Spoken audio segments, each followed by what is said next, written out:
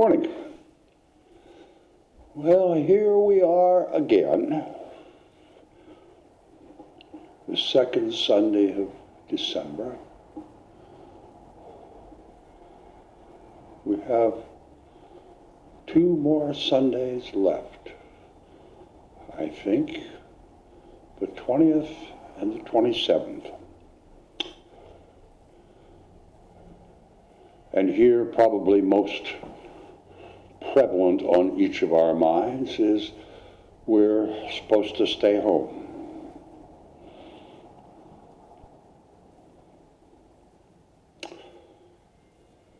Well, I think that these next 3 weeks, today and next week, next Sunday and this following Sunday, I'm going to talk about transformation.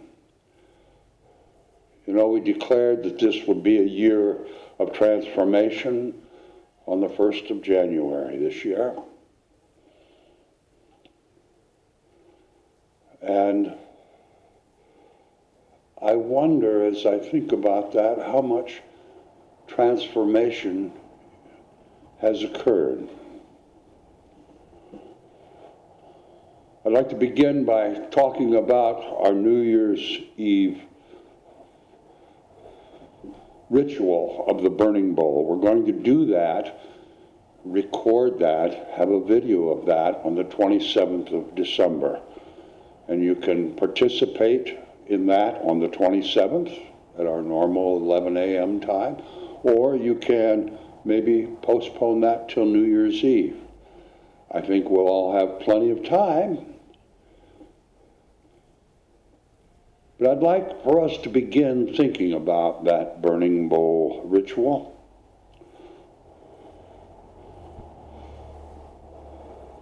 In the terms of transformation.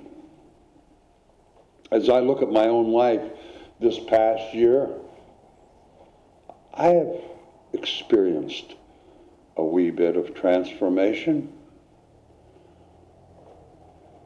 as I'm sure most of us have.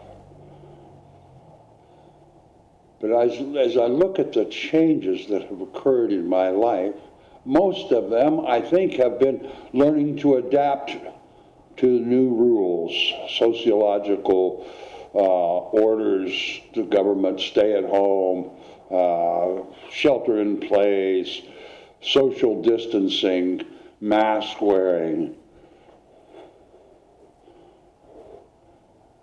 It's been a real stress for us just to deal with that.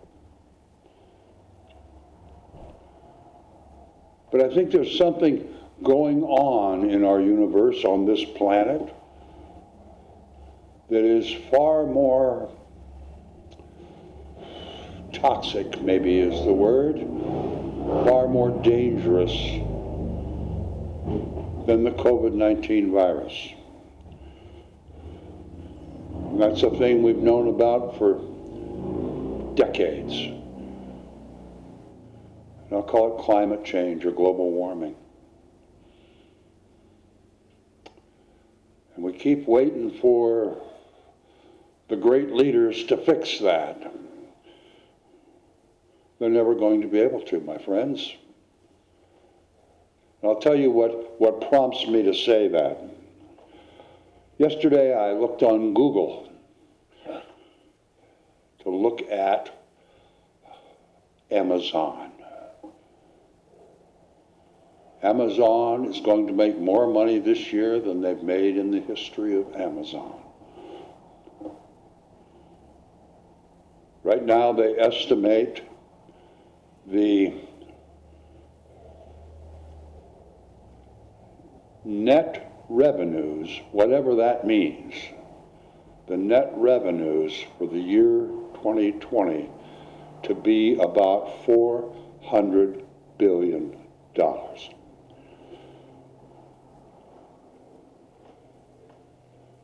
On that same website of information and numbers, it had all kinds of numbers, but one of them was that Amazon has market share of 45% of the e-sales industry, online sales. And right now they are averaging $17 million in sales every hour, around the clock. So if they have 45% of the market share, then in round numbers, close enough for this talk this morning, we the people are buying $40 million of stuff every hour from home, sheltering in place. $40 million an hour.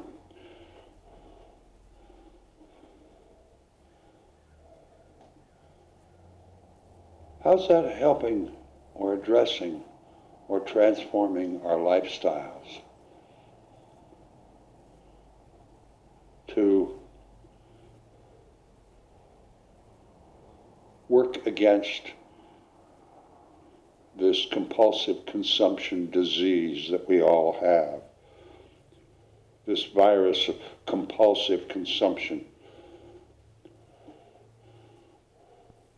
I heard that the United States, having 5% of the world's population, uses 25% of the world's energy resources.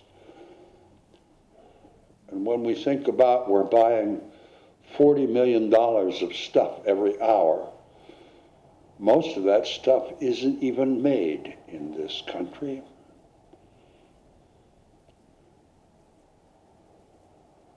But they ship it here. All the big ocean liners with all the containers, they burn thousands and thousands of gallons of fuel every hour.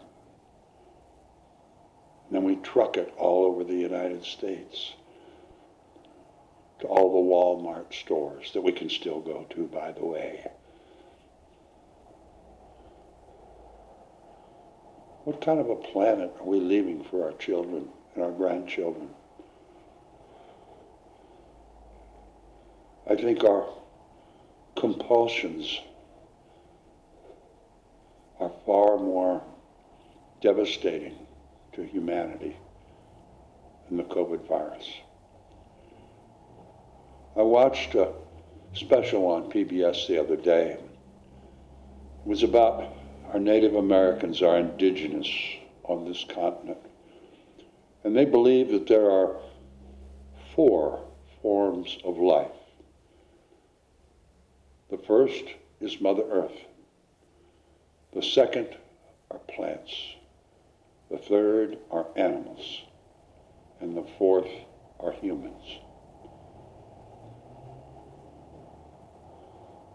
The great Creator created all 4 of these life forms to live together abundantly in harmony. Mother Earth, the plants and the animals seem to have conformed to that, but we have kind of not been so harmonious in our practices. We just continue to buy and use and pollute because we're special.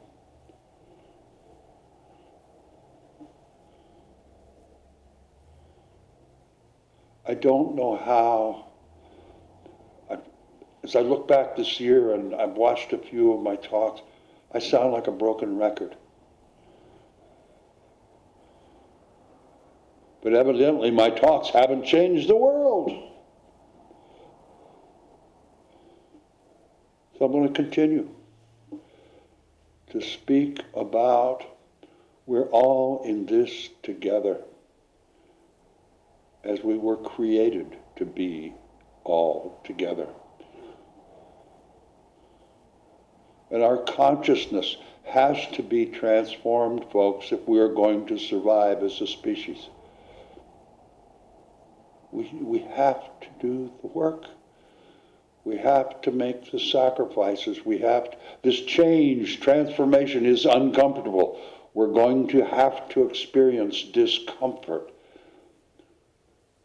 till we figure out how to live in harmony with each other, with Mother Earth, with our plants, with our animals, with each other.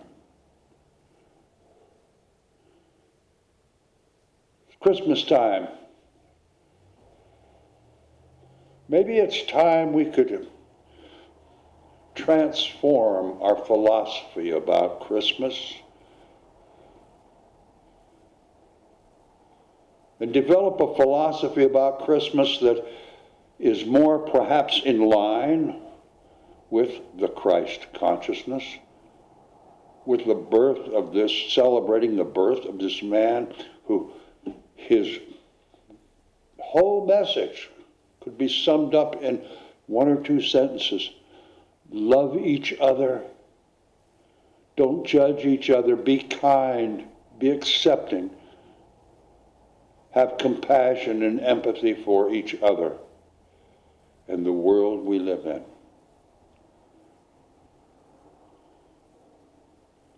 I don't know what part in that the shopping list plays, but over generations has become, that's what Christmas is a shopping list. I love you so much, I'm going to destroy our planet maybe, but I'm going to buy you stuff to show you I love you. My friends, I think if we really love someone, we don't have to buy them squat for them to know that. They should be able to feel that by the way we treat each other, by the way we accept each other.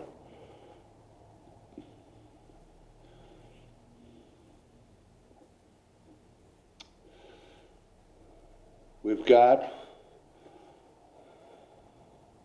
18 days till 2020 becomes a memory.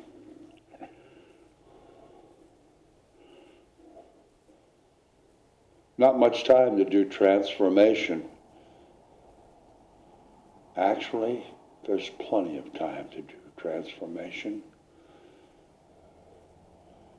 It begins with a thought, an idea, a possibility. And with intention, and with desire, and with effort, it becomes our new lifestyle, our new consciousness.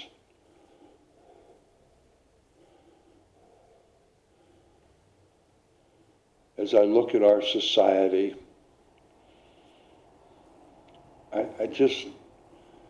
I get brokenhearted at how angry we become because we're so inconvenienced.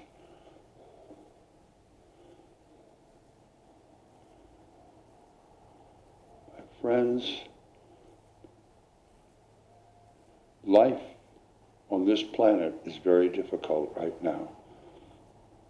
And I believe it's probably going to get more difficult in the coming days and years. And I think that each one of us is going to have to do a little more than just adjust to what the law requires. We're going to have to transform our lifestyles. We're going to have to transform our consciousness. We're going to have to get rid of old habits. We're going to have to really start looking at each other with love and acceptance, compassion and empathy. We're really going to have to come together and start living on this planet in harmony.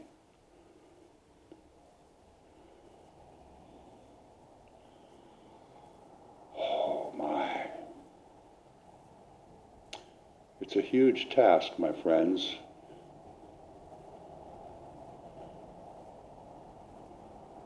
But if we weren't up for it, it would not be in front of us. We can transform. We can change our habits. We can change what we believe. We can learn to really enjoy life. Real life has nothing to do with money, sales at Walmart. Real life is that relationship we have with life, with our own lives, with the lives of those around us, with the plant life, with animal life, with Mother Earth.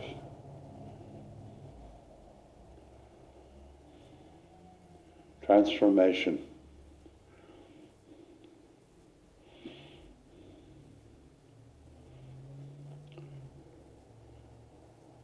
The longer I live, the more I think that transformation is a requirement rather than an elective. I think it truly is going to be required of all life on this planet, not something we choose to do. So I encourage, ask, beg each of us in these boring hours of sitting at home in anguish, maybe fear, maybe anger. Put that aside and examine our own lives. How can we become more in sync, in harmony with the divine within each of us?